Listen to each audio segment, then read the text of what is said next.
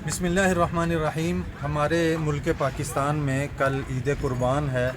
बहुत सारे लोगों ने अल्लाह के यहाँ अपनी कुर्बानियों को पेश करना है, लेकिन यहाँ चंद चीज़ें जिनको यानी मद्देनज़र रखना बड़ा ज़रूरी है। उनमें से सबसे पहले कि इंशाअल्लाह हमने कुर्बानियाँ सुन्नत के मुताबिक करनी है। नबी सल्लल्लाहु अलैहि वसल्लम का मामूल होता था कि जानवर ज़िबा करने से पहले आप अपनी छुरी को अच्छी तरह तेज़ किया करते थे और उसके बाद फिर बाएं पहलू जानवर को लिटाकर नबी सल्लल्लाहु अलैहि वसल्लम ये दुआ पढ़ा करते थे, इन्नी वज्जहतु वजहिया लिल्लज़ी फ़तरस्समावाति वल अर्ज़ हनीफ़ा वमा अना मिनल मुशरिकीन इन्न सलाती व नुसुकी व महयाया व ममाती लिल्लाहि रब्बिल आलमीन अल्लाहुम्मा तक़ब्बल मिन्नी व मिन अहली बैती बिस्मिल्लाहि अल्लाहु अकबर। ये दुआ पढ़नी है।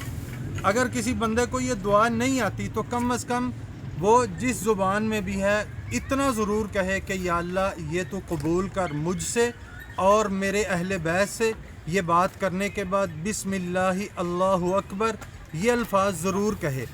और उसके बाद इसके साथ साथ एक चीज़ जो ज़रूरी है, अगर कुर्बानी करनी है तो कुर्बानी करते वक्त इन बेज़ुबानों पर जुल्म नहीं करना। जुल्म से मुराद ये है, यहाँ पर मैं एक हदीस, नबी सल्लल्लाहु अलैहि वसल्लम ने एक साहबी को देखा कि वो जानवर के सामने अपनी छुरी तेज़ कर रहा था, तो नबी सल्लल्लाहु अलैहि वसल्लम ने बाकायदा उसको डांटा, उसको कहा क्या तू इसको दो मौतें मारना चाहता है? यानी जानवर के सामने ना ही छुरी तेज़ करनी है और ना ही एक जानवर के सामने किसी दूसरे जानवर को ज़िबा करना है। हमारे मुआशरे में आम तौर पर यह होता है कि कहीं पर जानवर बंधे हुए हैं, कोई इज्तिमाई कुर्बानी के जानवर हैं या और किसी जगह पर ज़्यादा जानवर हैं, तो इस चीज़ की परवाह नहीं की जाती कि बस जानवर ज़िबा कर रहे हैं, दूसरे जानवरों के सामने ही जानवर ज़िबा किए जा रहे हैं। अल्लाह के नबी सल्लल्लाहु अलैहि वसल्लम ने इस काम से बड़ी सख्ती के साथ मना किया है।